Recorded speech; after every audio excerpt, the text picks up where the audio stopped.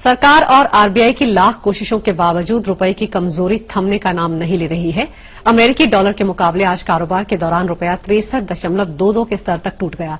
Share बाजार में लगातार दूसरे दिन भी बिकवाली जारी रही।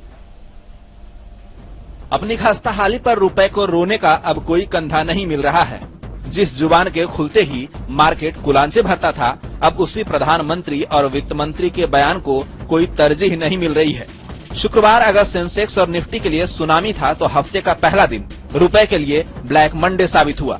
डॉलर के मुकाबले रुपया 63 रुपया 13 पैसे पर बंद हुआ। एक दिन में रुपया 1 रुपये 48 पैसे कमजोर हुआ। पिछले 10 साल में ऐसा पहली बार हुआ है। वित्त मंत्रालय ने रुपए की कमजोरी रोकने का एक और उपाय किया है।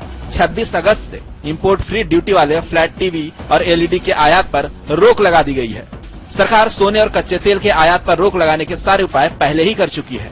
एक साल पहले तक अर्थव्यवस्था को पटरी पर लौटने के संकेत देने वाले वित्त मंत्रालय के पूर्व आर्थिक सलाहकार अब नया तर्क गढ़ रहे हैं। वर्ल्ड बैंक के मुख्य अर्थशास्त्री कौशिक बसु के मुताबिक अर्थव्यवस्था का और भी बुरा हाल होगा।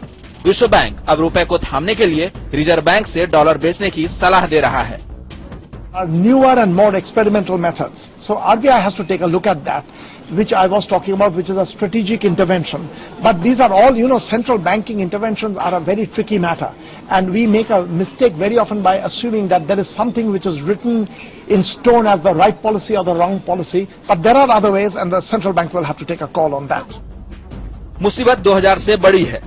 सरकार भले ही इसे नहीं माने, लेकिन 10 साल की बॉन्ड यील्ड 5 साल के उच्चतम स्तर 9% के पार पहुंच गई है, जो 2008 के लेहमन ब्रदर्स के संकट से पहले का लेवल है। इन संकेतों को दरकिनार करने वाली सरकार को आईना जल्द दिखने वाला है, क्योंकि माना जा रहा है कि पहली तिमाही में देश की विकास दर 4.8% के भी नीचे पहुंच सकती है, जो मुसीबत को दोगुना करेगी। क्योंकि रुपए की कमजोरी के चलते टीवी, फ्रिज और बाकी घरेलू इस्तेमाल की वस्तुओं की कीमतें कंपनियां 5% तक बढ़ा सकती है। वहीं कंपनियों में भारी छटनी भी शुरू होने वाली है।